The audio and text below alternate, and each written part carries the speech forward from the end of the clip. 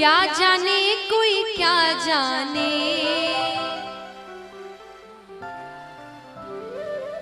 क्या जाने कोई क्या जाने, मुझे मिल गया मन का मीत ये दुनिया, मुझे मिल गया मन का। कौन कौन चाहते कि भगवान से उनकी ऐसी लगन लग जाए, ऐसी प्रीत लग जाए? उठाना पूरे पूरे हाथ। ओ मेरी लगी मेरी लगी मेरी लगी शाम संग प्रीत ये दुनिया क्या जाने, मेरी लगी शाम संग प्रीत ये दुनिया क्या जाने, क्या जाने कोई क्या जाने, क्या जाने कोई क्या जाने, क्या जाने कोई क्या जाने, क्या जाने कोई क्या जाने, मुझे मिल गया मुझे मिल गया मुझे मिल गया मन का मीत ये दुनिया क्या जाने, मुझे मिल गया मन का मीत ये दुनिया क्या जाने, मेरी लगी शाम संग प्रीत ये दुनिया क्या जाने।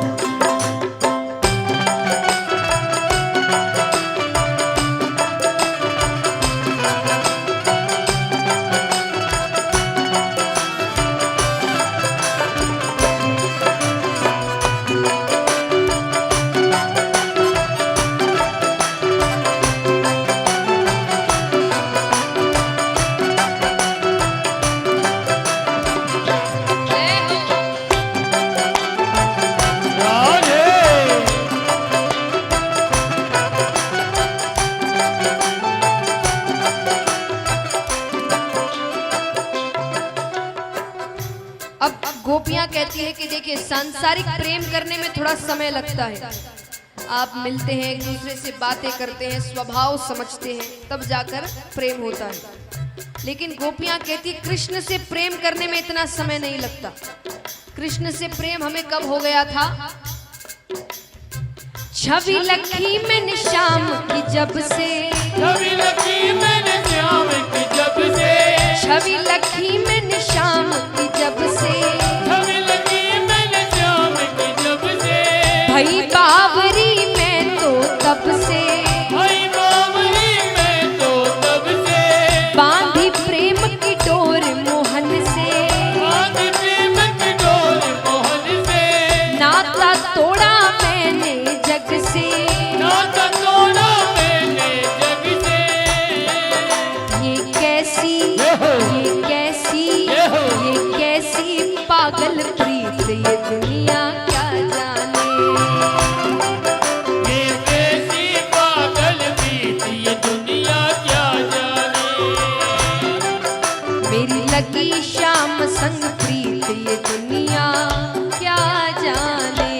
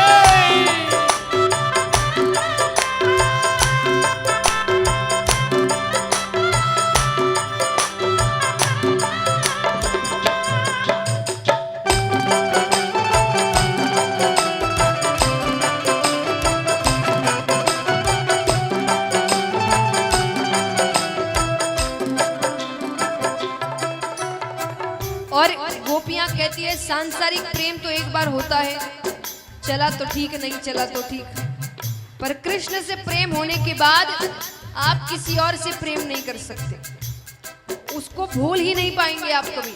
गोपियां कहती है क्यों नहीं भूल सकते? मोहन की सुंदर सूरतिया, मोहन की सुंदर सूरतिया, मोहन की सुंदर सूरतिया, मोहन की सुंदर सूरतिया, मन में बस गई मोहन मूर्तिया, मन में बस गई मोहनी मूर्तिया, लोग कहे मैं भाई बावरिया, लोग कहे मैं भाई बावरिया, हो जाऊं अब तेरी रे सावरिया, हो जाऊं अब तेरी सवरिया। ये कैसी निगोड़ी प्रीत ये दुनिया क्या जाने, ये कैसी निगोरी प्रीत ये दुनिया क्या जाने, मेरी लगी शाम संग प्रीत ये दुनिया क्या जाने।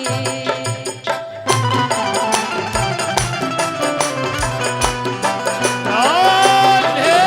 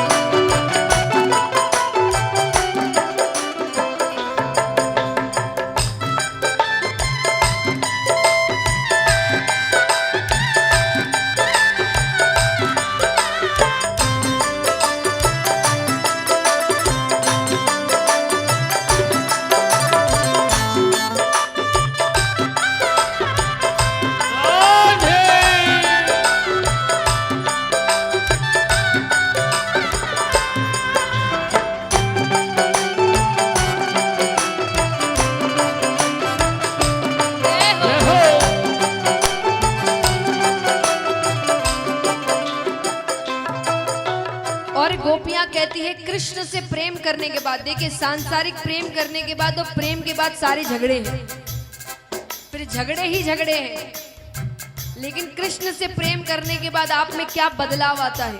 गोपियां कहती है हरदम अब तो रहूं मस्तानी, हरदम अब तो रहूं मस्तानी, हरदम अब तो रहूं मस्तानी, हरदम अब तो रहूं मस्तानी, लोक लाज दीनी बिसरानी, लोक लाज दीनी विसरानी, रूप राशि अंग अंग समानी, रूप राशि अंग अंग समानी, हेरत हेरत रहूं दीवानी, हेरत हेरत रहूं दीवानी, मैं तो गाऊं, मैं तो गाऊं, मैं तो गाऊं खुशी के गीत ये दुनिया क्या जाने, मैं तो गाऊं खुशी के गीत ये दुनिया क्या जाने,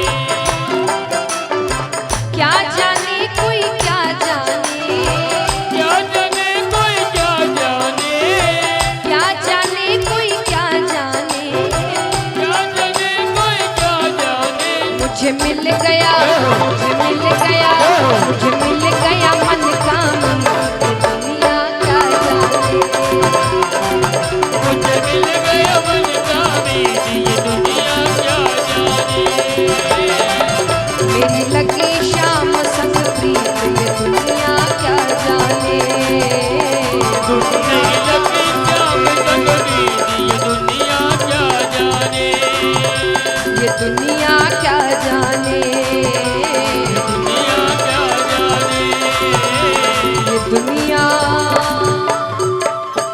क्या जाने।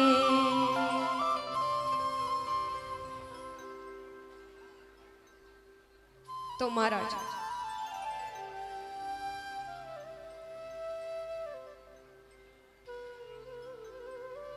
इस प्रकार अब यहां पर उद्धव जी सभी से मिलकर कई समय तक वहीं रहते हैं।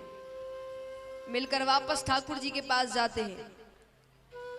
ठाकुर जी के पास जाते हैं तो जैसे ही कमरे में प्रवेश कर रहे होते हैं कि भगवान कहते हैं, अरे उद्धव, आने में बड़ी देर कर दी। उद्धव जी कहते हैं, दयालु, कृपालु, करुणानिधि, ये सारे मनगढ़ंत नाम हैं आपके, आपने खुद ने रखे हैं। भगवान कहते तुम्हें वहां भेजना मेरा सफल हुआ, क्योंकि मुझसे इस लहजे में केवल गोपियां बात कर सकती है। इस भाषा में मुझसे केवल गोपियां या ब्रजवासी ही बात कर सकते हैं, और किसी के अंदर इतनी हिम्मत नहीं है। उतना प्रेम जिसके अंदर होगा वही मुझसे ऐसे बात कर सकता है। उद्धव जी कहते आप यहाँ क्या कर रहे हैं, कितने प्रेमी है वहां पर आपके। भगवान कहते मैं वहां नहीं जा सकता। अरे कंस के ससुर जरासंध बार बार आक्रमण करते हैं। अब मथुरा में तो सैनिक है, हथियार है, इतना बड़ा महल है, तो वो हार कर वापस चला जाता है। लेकिन वृंदावन में तो कुछ भी नहीं है, एक बार आक्रमण होगा और पूरी ब्रजभूमि खत्म हो जाएगी। तो बोले कभी कभी मिलने चले जाया करिए। बोले वो भी नहीं कर सकता। जरासंध को भनक भी लग गई कि मेरी प्रीति है वृंदावन में, तो मुझे मानसिक पीड़ा पहुंचाने के लिए वो वहां तकलीफ देगा सबको। तो बोले तो उनको यहां ले आइए, यहां तो सब कुछ है। भगवान कहते हैं वहां मैं एक ग्वाला था। क्या था? एक ऐसा ग्वाला जो गैया चराता है, ग्वालों की जूठन खाता है। यशोदा मैया मुझे रस्सी से बांध दिया करती थी। यहाँ देवकी माता को जब पैरों का स्पर्श करता हूं ना, वो सोचती आशीर्वाद दूं कि नहीं दूं, क्योंकि उनको पता है कि ये भगवान है। तो बोले उनको यहाँ लेकर आ गया ना, तो उनको मन में ऐसा लगेगा कि कन्हैया कैसा था, कैसा हो गया है, यहाँ पर लोगों को मार रहा है, राजनीति कर रहा है। भगवान कहते पर चिंता मत करो, उन सब का ध्यान रखता हूं मैं। वो जब रास्ते में मूर्छा को प्राप्त होते हैं ना, मैं उनको घर वापस सही सलामत छोड़कर आता हूं। अब यहां समय बीतता है। जरासंध बहुत परेशान करने लगे, बार बार आक्रमण करते। तब भगवान ने द्वारका नगरी बनाई पानी के बीच में, कि वो आक्रमण ना कर सके। अब यहां पर विदर्भ देश में चलते हैं, जहां राजा भीष्मक हैं। उनके बड़े पुत्र का नाम था रुक्मी और पुत्री का नाम था रुक्मणी। रुक्मणी जी ने जब से प्रेम तत्व को समझा, उन्होंने श्री कृष्ण को पति के रूप में माना था। अब यहां पर पिता को जाकर बताती है कि मुझे कृष्ण से शादी करनी है। पिता भी मान जाते हैं, पर भाई ने कहा नहीं, मेरी एक ही बहन है और उसका विवाह मैं अपने मन से कराऊंगा, जैसे विवाह उसको करना है। उसने कहा विवाह तो मेरे ही मन से होगा, मेरा मित्र है शिशुपाल, उसी से विवाह होगा। बच्चे बड़े हो जाए, माता पिता की ज्यादा चलती नहीं है।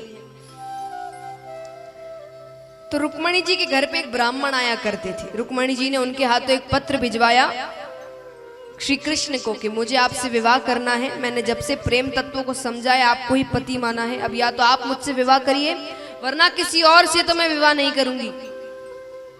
और ज्यादा जबरदस्ती करी तो इस प्राण को त्यागने के अलावा मेरे पास और कोई रास्ता नहीं है। अब इस पत्र से यहां बैठे कोई भी युवा ज्यादा आइडिया ना लगाए, सभी से निवेदन है। कारण, पहला कारण तो जैसा मैंने शुरुआत में कहा था, भगवान की बराबरी नहीं करनी है। और दूसरा कारण देखिए, ये कोई साधारण पत्र नहीं था, ये एक पत्नी का अपने पति को दी हुई धमकी थी। तो आप सोचेंगे पति पत्नी कैसे, इनकी तो शादी नहीं हुई। ठाकुर जी किसका रूप है? विष्णु भगवान। रुक्मणी जी किसका रूप है? वो पहले से पति पत्नी है। तो धमकी इसीलिए थी क्योंकि देखिए श्री राम ने भी, सीता माता किसका रूप है? लक्ष्मी जी। उन्होंने हर जन्म में, हर अवतार में अपनी पत्नी से शादी करी है। तो इस अवतार में जब लीलाओं में थोड़ी, तो ये एक धमकी का लेटर गया है कि आपकी लीला अपनी तरफ, मेरा रिश्ता अपनी तरफ। रिश्तों के साथ कोई खेल नहीं, तो कुछ भी कोई भी लीला करते रहो, शादी तो इसीलिए ये पत्र गया था। तो इसीलिए आप ये ना सोचे कि भाई उन्होंने करी हम भी करेंगे, तो वो पहले से पति पत्नी है, उनको ये लीला करके वापस अपने घर जाना है, तो दोनों पहले से ही पति पत्नी है। तो इसलिए रुक्मणी जी पत्र भिजवाती है। देखिए भगवान कितनी सीख लेते हैं अपनी लीलाओं में। आज एक बात बताइए, दुनिया में भगवान से ऊपर कोई है? कोई भी है जिससे भगवान को पूछना पड़े कि मैं काम कर लूं क्या, लीला कर लूं क्या? फिर भी भगवान ने जब लीलाएं करी है तो हमको जताया है कि बड़ों की आज्ञा कितनी जरूरी होती है। जब पत्र आया तो भगवान किससे पूछ सकते हैं? भगवान खुद के मन के मालिक है, पर भगवान ने बलदाऊ भैया से पूछा, क्योंकि उस वक्त उनके पास वही एक बड़े थे। भगवान पूछते, भैया क्या करना चाहिए? बलराम जी कहते, कर लो शादी, उम्र हो गई है, अभी तो पत्र आ रहे हैं, फिर ये भी बंद हो जाएंगे। तब भगवान ने स्वीकृति पत्र भेजा कि आप जब गौरा मैया के पूजन के लिए आएंगी मंदिर, मैं आपको वहां से लेकर चला जाऊंगा। आइए दर्शन करते हैं। रुक्मणी जी गौरा मैया के पूजन के लिए, तुलसी पूजा के लिए मंदिर आई है और प्रार्थना कर रही है कि मैंने जिसको पति माना है मुझे वही पति के रूप में मिले। जय श्री कृष्णा। कुछ ही समय पश्चात भगवान श्री कृष्ण और माता रुक्मणी का विवाह होगा। जिन भक्तों को कन्यादान स्वरूप भेंट देनी हो, इस भजन में झोलियां चलेगी, आप अपने स्थान पर बैठकर वो भेंट उन झोलियों में डाल दें। जय श्री कृष्ण। रुक्मणी जी कहती हैं,